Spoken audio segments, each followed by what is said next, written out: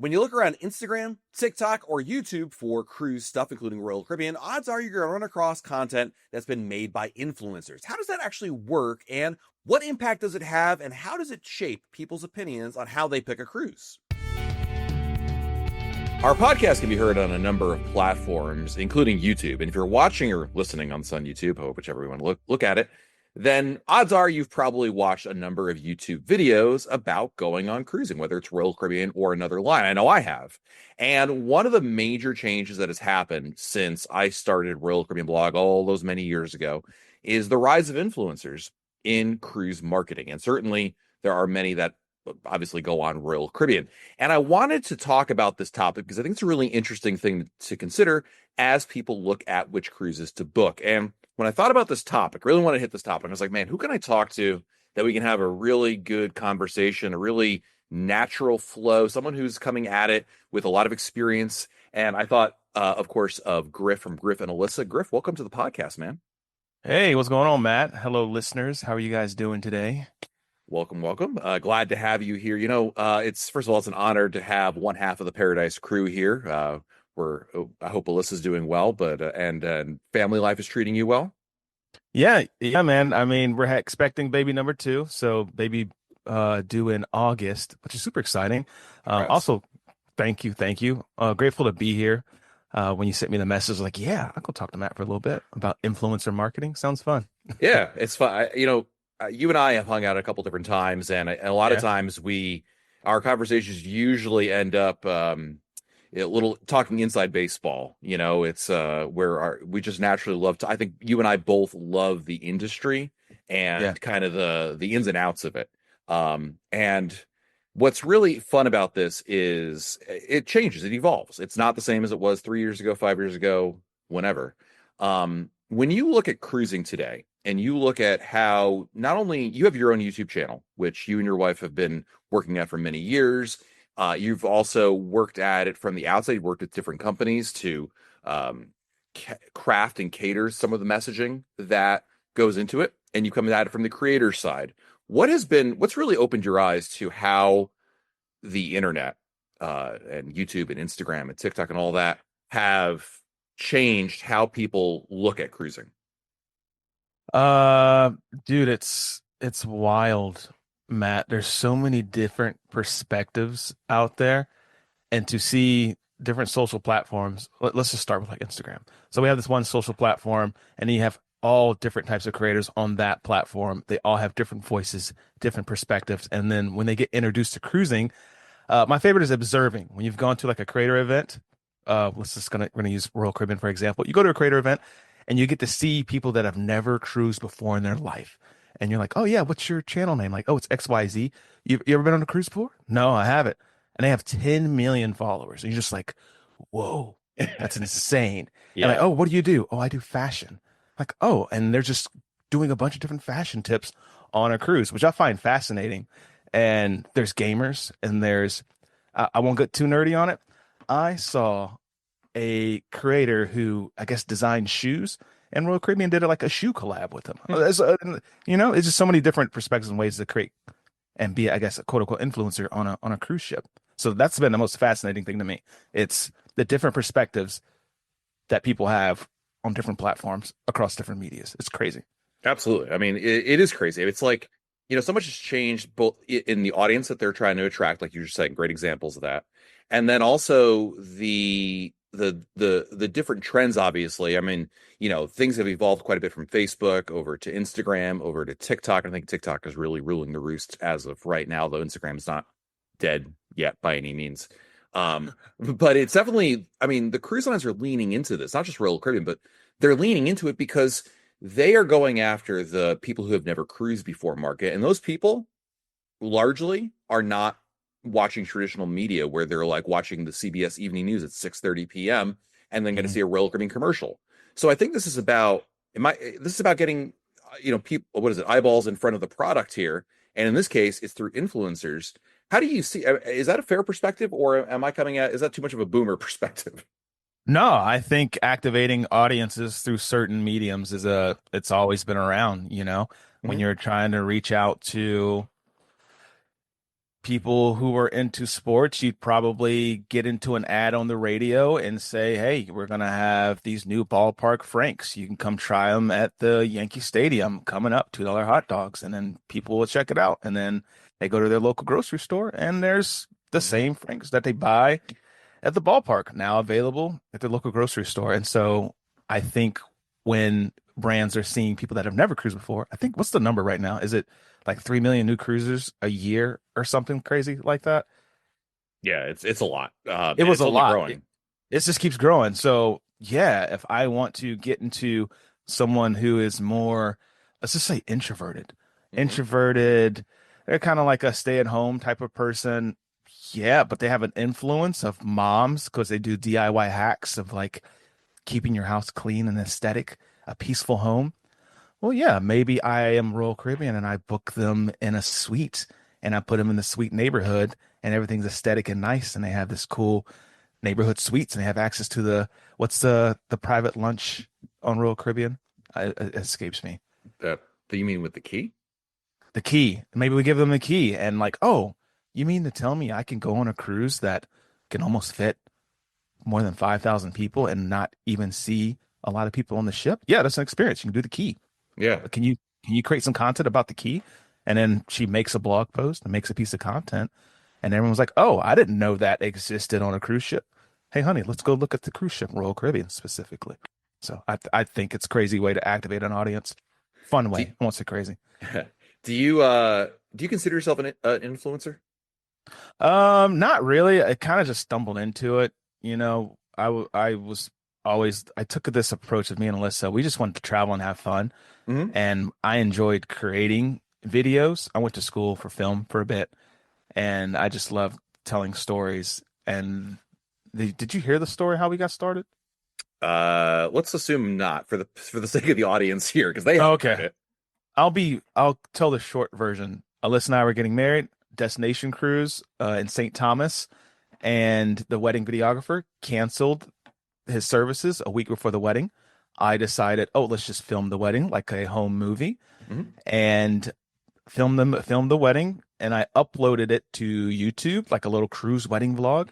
Expected nothing from it. Sent it to my family and friends, expecting to get maybe 6 or 7 views, and then it got like 50,000 views. And I was like, "What is this?" And turns out people watch stuff like cruise vlogging, and I saw this as an outlet for us to create. With creating authentic content and just being yourselves online, people started to trust our opinion when we get feedback and suggestions on how they can improve a product. People are like, "Oh, this is you're very influential." And then the term influencer started to coin. I was like, Hmm. well, thank you. I, or no, thank you. I don't know. We're just going out and having fun, you know? Yeah, that's how I look at it. I don't consider myself an influencer, and for a long time, I don't like to be called an influencer. I don't think I am one. I think I influence in with a lowercase I. I don't like being called a blogger, quite frankly. I think it's Okay. demeaning because I feel like both terms have been used. Like when people talk about influencers and bloggers, a lot of times there's an eye roll involved with it because they Okay. look at it as a negative thing, like, oh, you're a blogger. Oh, Ooh. you're an Oh. influencer. Now, of Yeah. course, oh, go ahead. No, I was say yes. I'm agreeing with you. I'm just saying yes. Oh, yeah. I feel like, I mean, at the end of the day, though, I think it's demeaning, but it also doesn't take into account really the amount of work that goes into it. I think the early days, like I'm talking like really early, like Kim Kardashian, like is starting to come out, like that Mm, kind of stuff.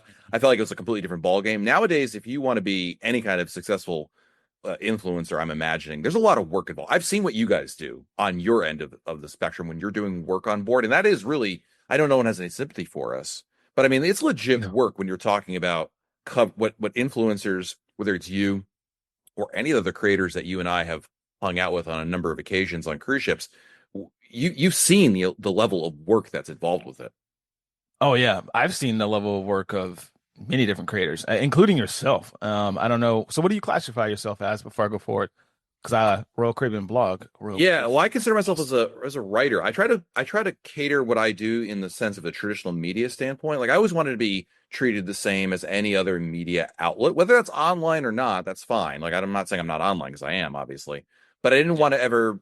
I try not to perpetuate the stereotype that I've got this neck beard and I wear, I wear these t-shirts, and I live in my parents' basement kind of thing, which, by the Yeah. way, I do wear t-shirts, but everything else was inaccurate about that statement about myself.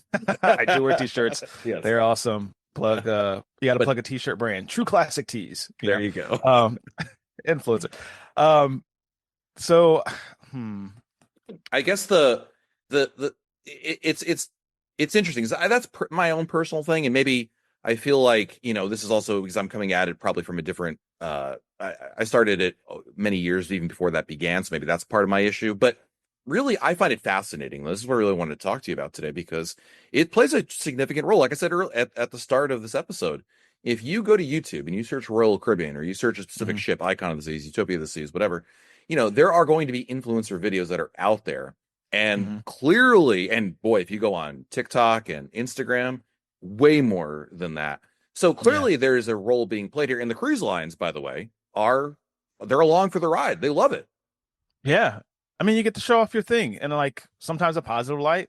And so, well, I should say positive light and then sometimes a negative light, And so that's what I love about it. You get, contrast Yeah. of content creation. And when it comes to influencers, I've started to kind of migrate to different classifications of influence, Okay. if you will, like even if you're a writer or, content creator, I feel like there's how do I put this? I feel like there is an infotainer type of Mhm. deal. There's just pure influence. So your Kim Kardashians, your A-list celebrities, like just, hey, I'm gonna mention your product. It's this much money for me to mention your product. Like, oh, okay, like just true Yep. influence. There's content creation like art. There's people who are like, no, this shot is overexposed. I need it to be slow motion. And then when we go down the water slide, I really want a cool transition. And as I get out of the water, I want this light to peek from the left hand side. I think that'd be really sick. There's people like that. And then as you grow your audience, people are like, wow, there's just an influencer. It's kind of like, oh man. It's not a bad thing, but it's a thing. It exists. So Yeah. I don't know. I when you were talking, I was like, wow, this is really I like your categorization, your subcategories. So I typed in Google cruise influencers, right? And the AI overview, you Yeah. are one of the examples of cruise influencers, sir. Oh man, there it is. Yeah, there it is. So Google AI I'm thinks gonna you Google are it one. too. I'm not on the list, so woo, I survived. Cruise influencer. Am I on there? Yeah, I mean it's you, Emma Cruises, who we love. Some of them are Emma's in there. Yeah. yeah, but some of them I haven't even heard of some of these other people, Doug Parker, Cruise Radio, but other ones I haven't even heard of before. So anyway, Oh wow, Don and Heidi are in there. Eat, sleep, cruise. Let's go. it's just yeah. But I guess that leads. So let's talk about this a little bit more. So if you're somebody who's watching a YouTube video, or you're on All right. TikTok, or you're on Instagram, and you come across what would you tell if someone came to you, Griff, which is not your real name, but never mind that. But they came to you and said, Should we clear that up for everybody or no? I didn't know that for like a year or a half. I was like, who the heck is Cullen? And I'm like, oh, okay, yeah. Yeah, Griff is my stage name. Yeah, so quick story. My name's Colin Griffin, everybody. Everyone calls me Griff because I grew up playing sports and it was just Griff, Yeah. center field, Griff, he's catcher. It's sports. But my wife calls me Cullen and my family calls me Cullen. So people are always confused when they hear Cullen. Yeah. So when I heard Alyssa say your name, I was like, who the heck is that? I've never met that person before, but now I understand. So someone comes to you and says, hey, we're consuming this content. I saw this awesome video about Icon of the Seas on TikTok. Okay. What do you tell them in the sense of like, in terms of like believing, right? Because I think that's what a lot of people have issue with is like how realistic, because there are realities. I mean, in some cases, influencers are getting paid. In some cases, they're being invited but not paid, right? Free cruise. And in other cases, they're not invited, they're not paid, they're simply booking a cruise on their own. If a family member or a friend comes to you and, is watching this kind of content, how do you kind of guide them in their understanding of how realistic, representative the content is?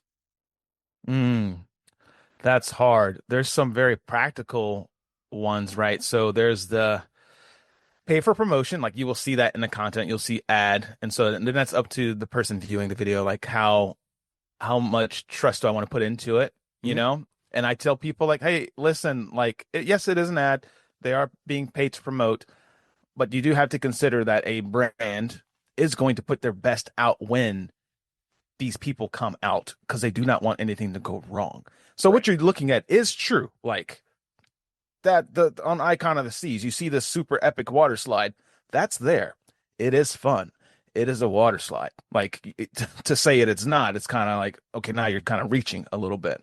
And so that's one categorization. And then the people that get invited for free, they say nice things about it and they offer a little bit of criticism. And you can take that with a grain of salt. But me personally, I also feel like it's a cruise. Not a lot can really go wrong. Yeah. There's a there's it's still much better than, how do I put this? Going to work all day and then coming home and then having to cook and then do chores and then the Sure. routine of life. So when you're trying to decipher, guys, when you're watching, I was thinking, take it up to you. Do you feel like this stuff would be fun if you actually went? Um, and then there's your people who purchase the cruise, correct? And is that what you asked? Purchase the cruise? How do you Yep. differentiate from their content? Yep. Same. You're like, cool. Is this person overly complaining because they feel like they didn't get what they paid for? Or are they entering the stage of offering some criticism because they too are trying to grow their account? So sometimes a little bit of sharpness on their critique. How true is that? It's on both sides, whether they're invited or not, or paid for the cruise or not. And so as I started to take a step back and I started looking at all the content, it looks like there's a how do I put this? There's a level to where you cross no matter what. If you've paid for your cruise and you're creating content, as you get bigger and bigger, people are going to start feeling like you got invited Yeah. anyway. And either you're not disclosing that you're invited, you forgot to say that you're invited, but they're going to start saying like, nah, they got invited to this thing. Um, let's just watch it and see if it's good or not. So Yeah. I feel like it's a double-edged sword, and it's all going to come down to the personality of the creator and the people you like watching. So follow the trajectory of people like you. I loved watching. Matt's been consistent throughout his entire career, and he offers criticism, you got it. If he offers praise, you got it. You know, Well, I appreciate that's how that. I'm not sure that's how everybody we sees it that way, but that's how we approach it. It's like, I don't yeah. know. I mean, disclosure is a really hot topic. And I pay for about 90% of my cruises, 95%. The only time I ever go on a free cruise from Royal is when there's a new ship that's coming out. And Yeah. I think I do a pretty good job of disclosing, like, hey, I got invited, Royal Caribbean brought me on board, something to that effect, right? Um, do you feel that most creators do a pretty good job of disclosing that? The ones at least you Yeah. watch? Yeah. The ones I watch, yes. And so we're at about an 80-20% usually. So 80% is paid for it, and there's a 20% that is like a press trip or a paid collaboration or something like that. Mhm. Um, so so Yeah. 90%, nice. Nice. We got to get back to that. We used to be 100%. And then as you get this, it's the launches Yeah. is it's what's going on. And then we end up purchasing again anyway and doing the same experience on our own dime. So it kind of washes it out I just from our.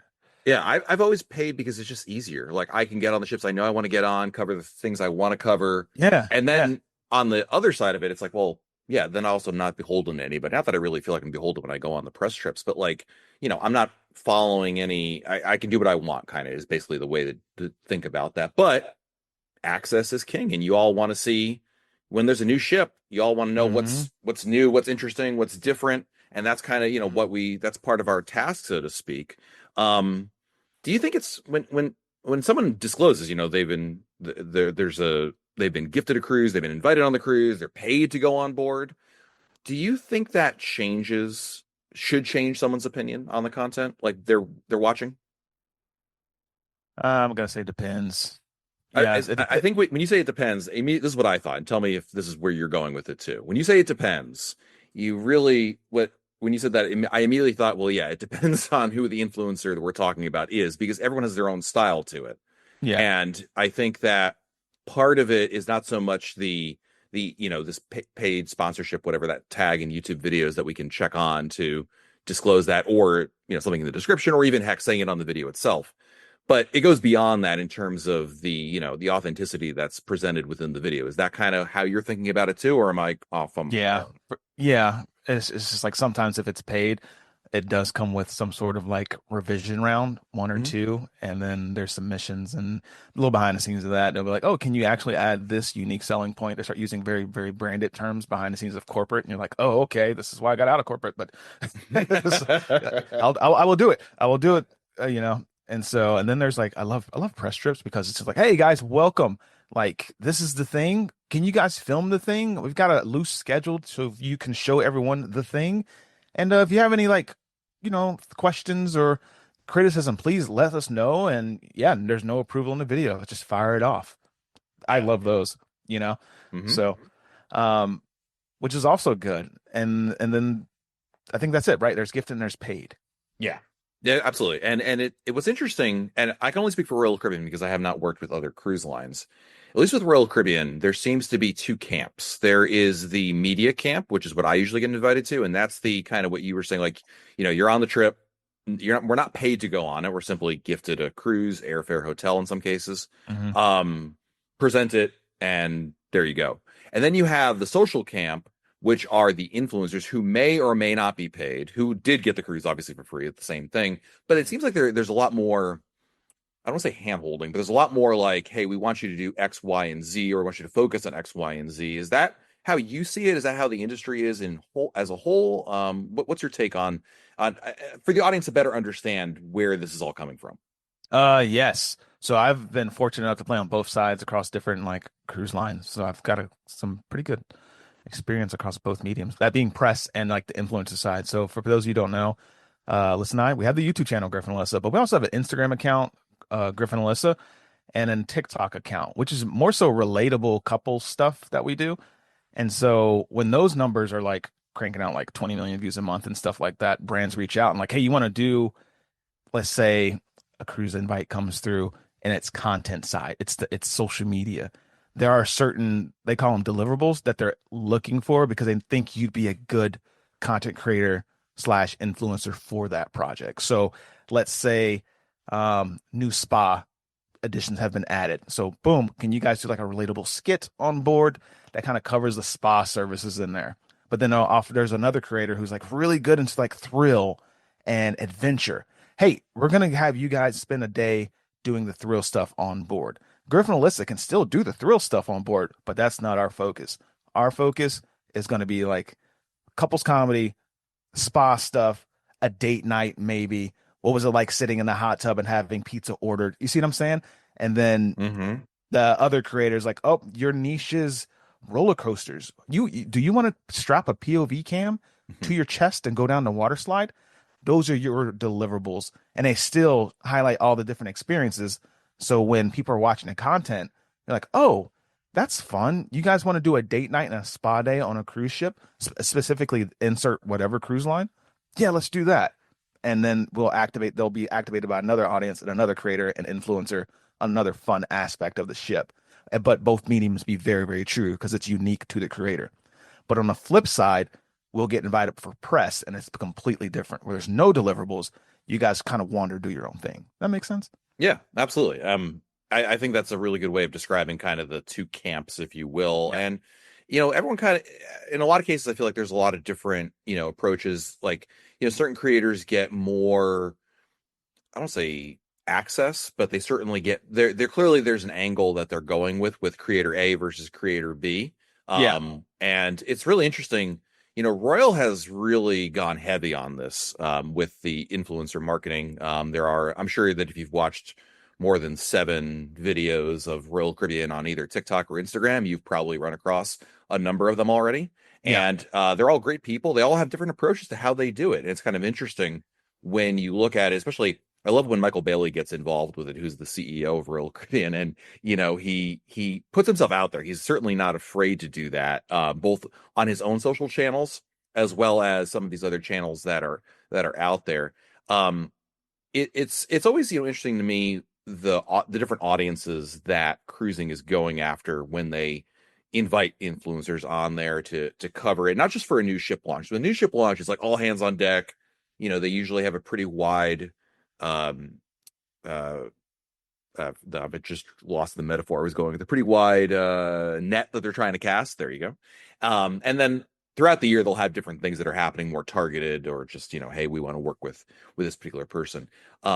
In Over the years, as you've gone there, where have you seen the most focus with influencer marketing these days as it relates to cruising? Where I've seen the focus go for cruising Yeah, is it influencer. still like, I think it's like, I feel like TikTok is where it's at right now, but is that, Yeah. you think that's the Oh, so which case? medium are they are they in? Yeah. Mm-hmm. Mm. Man, in the last, I want to say like 5 years, I've been seeing like that's not even fair. I'd say about last three. Nope, nope, nope, nope. We're gonna say the crux point, COVID. Mm-hmm. I think once that popped off, influencer marketing and like really started to take off. Royal Caribbean had already been doing it and they were advanced. They had like the vlog squad for back in the day, and I remember like Trev and Chell, so they were already using like ambassadors and kind of doing their thing. But as 2020 popped off and then we started getting back into the cruising 2022, 2023, saw this huge influx of like cruise brands using more creators mainly through I want to say TikTok and Instagram. I'd probably leave with TikTok Mm-hmm. first and then Instagram. Instagram was huge with like photos and everything like that. Again, the influencers when what is a mainly photography app. Yeah. I'd love to research like what they were actually doing, but it just feels like it was more so TikTok was really started to take off, but primarily previously before COVID, it was Instagram, but it wasn't at the scale that it is now, if that makes sense. Yeah. No, it does. Yeah, Eh, yeah. Let me ask you this, because in preparing for this interview, yeah, I did show prep. It's amazing. I was looking through some of the stuff about cruise influencers and just kind of getting a sense of, where things are. And one of the major things I saw, one of the repeated things, is that there's this perception out there that the second that you get anything for free from the cruise lines, whether it's a trip or you're obviously if you're paid. But I'll leave the paid ones out there because I feel like if you're getting paid, I feel like number one, that's the minority. Would you agree in the grand scheme of influencers? For cruise influencers Yeah. or just influencers in general. Cruise influencers, sorry. I'm starting to see it kind of turn the corner. As in more? Yeah, Okay. like as cruise influencers platforms are starting to grow, Hmm. it's I don't want to how do I put this? It feels like everyone's getting kind of a little too big to ignore Hmm. type of thing. You cross a line here where I don't know if you remember like MKBHD when he starts reviewing a phone, and whether they gift it to him or he bought it himself. Like we're so plugged into the space that we're going to buy your product no matter what. And so Yeah. yeah, when MKBHD, for those that don't know, he reviews phones and tech. When he puts out a review, it's gotten to the point where he can affect a stock ticker. Did you hear about that? No, I did not. Yeah, I forget the company he reviewed, but their stock dropped. And I'm not saying cruise influencers have that power at all. I'm just saying as a reference point, like as our accounts continue to grow, because we love cruising so much, like people start to, really rely on your opinion and not just one person. They're like, oh, what does this cruise creator say? What is this one? What is this one? It is like buying a phone. I want to hear what like five or six different opinions about this new thing, and then I'm going to decide if I should invest into this new thing. Yeah. And I think brands are starting to see a lot of creators getting bigger and bigger, and like, okay, let me team up, let me start building relationships with this. They've worked hard enough. They take it serious. They're not a one and done type of thing. I know they're going to reinvest back into my company. Hmm. Like it makes sense to start building a relationship with them, and sometimes that comes with investing into the channels because, in my opinion, with the companies that do that, it only helps us, Matt. Like, oh, cool, I can finally upgrade my sound. I can Hmm. finally upgrade my camera and put it right back into a better show. That's at least that's how we look at it. We're like, oh, cool, I can finally get a better podcasting thing. I can now talk to Matt. you know, so that's how I see it. So I see it's turning the corner of like more creators getting paid, cruise Okay. influencers. You'll start seeing a tag in the left hand corner. YouTube does require it, so Yeah. you'll know pretty quickly for those who are listening. Like, hey, like if in the first 15 seconds you see a little thing that pops up as paper promotion, like yeah, that's it. A little boosting on it. Do, do you have to be critical to be honest in a review? No, Do you agree with that?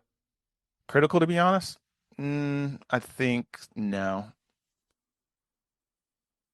I agree. I mean, there's just, again, there's a lot of people. The second, it's like if you're not overly critical, then you're not being honest. You're being a shill or whatever you want to look at it for. Oh yeah, a And grifter, I think is the term, right? I just, I mean, I disagree with it. I think that, like you said something earlier in this episode, I think is really key. It's like you're on a cruise, more often than not, it's pretty darn good. It's there's Yeah. very, very few instances in which things really truly go bad, or things like a feature or an amenity or a service on board a ship is like that's not a great thing. I think those things get outed pretty quickly. You know, if there's Mhm. like usually it's like, oh, this particular ship's design, why did they do this instead of that? You know, this restaurant, you know, they're offering this, I don't love it, that kind of thing. Yeah, But yeah, that those are all like, you know, observations that usually come out pretty quick. Classic example with Wonder of the Seas, when it came out, they added the pool screen to Central Park, or they put the pool screen over Central Park rather, and the yeah. audio, the music was clearly heard down below in Central Park, which was a head scratcher for a lot of people off the bat. So that's like there's a criticism about Wonder of the Seas. I feel like that's fair. That's like, okay, Yeah. that's an observation. But in a lot of cases, people get very like, again, if you're not being like overly critical, I don't say overly, but there's this perception again that influencers can't be honest because they can't be critical. What do you say to that? I think honestly, it's going to depend on the brand. I think it's going to depend on the brand. So I'll put it this way. I think the best brands that let you stay true to your voice are the ones that are continuing to succeed in the market. That's not a Yeah, question you asked, but it's pretty clear. yeah. I think I think there's a difference between being fair and being unfair in your critiques, right? I don't think any to your point. I would hope that no cruise line out there would want somebody to go on a cruise ship influencer of any kind and simply say, this is the most wonderful thing in the entire world. Nothing is wrong. Everything is perfect, blah, blah, blah. Yeah. Like it's mass travel. There's certain components of it that are going to be like that. They want you to be honest and fair. There's a difference between being honest and fair and honest and like just, you know, trying to nitpick, right? Yeah, And things yeah, that really don't have a factor in that. And so I think that, yes, you can be critical you can be honest without being critical, because I think some people just simply think that if you're not being negative, then you're not honest, which they're not. I don't think that life works that way. I don't think that travel yeah. works that way. I think It doesn't. and you and I, in a lot of cases, we're sharing our experience. We're not New York Times critics. We're not political reporters from the Wall Street Journal. We're not coming at it from, we're not Walter Cronkite, where we're coming at it from like, you Yeah, know, we're going to present the facts in a way that we've established based on the training we've gotten from years of consumer reports. It's not our style. We're sharing that this is what we did. My kid did this. I yeah. tried that. I ate I here. try I thought that. it was pretty Yeah, good, you know? yeah. I mean, I'll try to give an example where I thought it was like a pretty fair and realistic criticism. I think we were on Freedom of the Seas and the shower head popped off in the video, which, looking back is pretty funny. We said like oh, this is obviously it's bad, but you let Royal Caribbean know like, hey, our shower head popped off. It's not the worst cruise on planet Earth. It's not a terrible thing. I gotta like super drive it into the dirt. Basically, it was like, hey, if this ever happens to you in your room, give your room steward a call so they can have an opportunity to fix a solution. Don't just like go the entire cruise with a bad shower head. It's just like fair. The shower Yeah. head broke. Is it a bad cruise? No. Can someone fix it? Yeah. Yeah. So even if it broke, I feel like you wouldn't even have to put that in a video. It just you just Right. tell them, can you guys come fix the shower head? I feel like you take a more human approach with things, things get done. And so I don't Sure. know. It's You tough, know. but it's an interesting topic, and I give you a lot of credit for coming on here to talk to me about it, because it's not an easy one to broach, because people do it different ways. It's really the name of the game, and there's so many different methodologies out there and personalities and whatnot. But I can tell you that I do enjoy watching your videos. Griff and Alyssa on YouTube is where I watch you. I know you guys are on every other platform known to man, your TikTok channel and whatnot, um, but I love your YouTube videos there, and you guys have the best looking videos, like in terms of Oh, thank you. the beauty of the video itself. It's I try so hard. Thank you for saying that, Matt. You thanks for know, coming on. I appreciate it. Thanks for coming on today. all right. Later, Matt.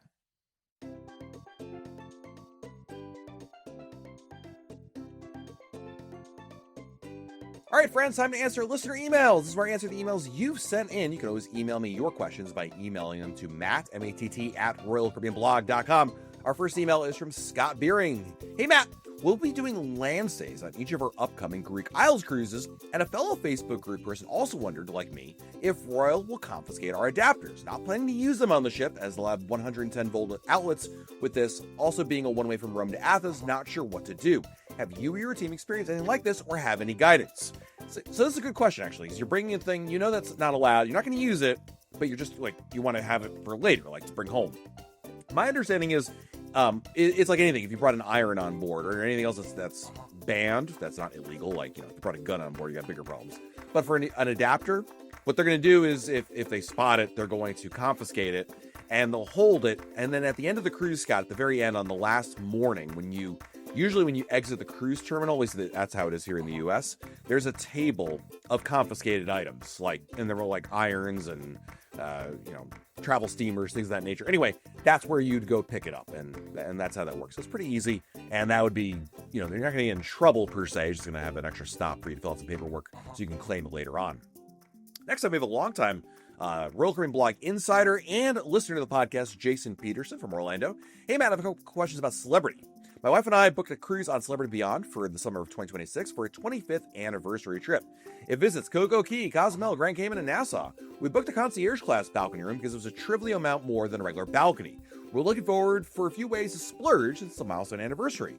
We've been on Equinox and Edge as our only prior celebrity cruises. We have elite status due to the status matching being Royal Caribbean Diamond members. My first question is, which specialty dining would you prioritize, and do they have dining packages like Royal Caribbean that are a good value? For the dining, it's a really good question. They have excellent dining. I think their specialty dining is really similar to what Royal Caribbean has. I like their steakhouse quite a bit more than Chops. I remember eating there, and I was really impressed by the food. Now, this was on Apex, so for what it's worth, but Beyond is obviously an Edge class. Once you're in the Edge class ship, you're in a good spot there. So I definitely would recommend checking those out there for an option. As for the dining package, Celebrity does have them. Now, at one point, their dining packages were like Royal Caribbean, where you can't make reservations until you're on board the ship. I am not sure if they have extended that feature that Royal Caribbean has with their dining packages to making reservations online to being able to do it as well for Celebrity. But keep in mind that could be a caveat. But yeah, as long as you're willing to go to those restaurants and, indulge in it, absolutely. For our stop at Coco Key, we might be interested in Coco Beach Club or Hideaway Beach, or maybe even a cabana, as we're looking for more of a chill day. What would you say is a good price for one of these options that you would recommend? Star of the Seas is in Coco also. For Coco Beach Club, again, and I talked about this many times, people ask me what's a good price. You have to keep in mind that I've been to these places a number of times, and so I feel like there is a different price you might be willing to pay if you've never been to the place versus if you've been there before. That being said, if you can get the Hideaway Beach under $50 or the Coco Beach Club under $120 a person, that's a pretty good price. A little above that, plus or minus $20 to $40 more, it's all right. It's really when the Coco Beach Club prices are over $200 a person or the Hideaway Beach admission is over $100 a person that I would probably go ooh, that's a spicy meatball right there. Lastly, in Nassau, the Royal Beach Club will be open by then. Will Celebrity have access to this area, or will it strictly be Royal Caribbean? My understanding is Celebrity is welcome there. I know that Royal Caribbean has said as much. I can't promise you that you're going in summer 26. That'll be a couple months later on. I would hope so. I don't know this for a definitive fact, but I have heard from executives with my own ears that they have said that the Celebrity ships would be welcome there. Our next email is from Sean. Hey, Matt, longtime podcast listener here. I have 2 upcoming cruises planned and have always followed your advice of checking the price for add-ons like dining, drink packages, Coco Beach Club, etc. from time to time to see if there's a better deal and then canceling and repurchasing when one pops up. However, now that Royal Caribbean allows us to make dining reservations in advance with the purchase of the limited dining package, I'm worried that if I cancel my dining package to take advantage of the price drop, I'll lose my pre-made dining reservations tied to the package. Can you explain if this is a real problem or my overactive imagination? As of now, I'm taking the safe approach and not canceling rebooking for my upcoming Utopia cruise this summer, since I've already made lunch dinner reservations for our entire cruise. Sean, I actually think you're right on this. I didn't think about this factor, but you're probably right that it would do that, because the only way to reprice is to cancel and rebook. The only thing I can think of, Sean, I would at least try this, is to call Royal Caribbean.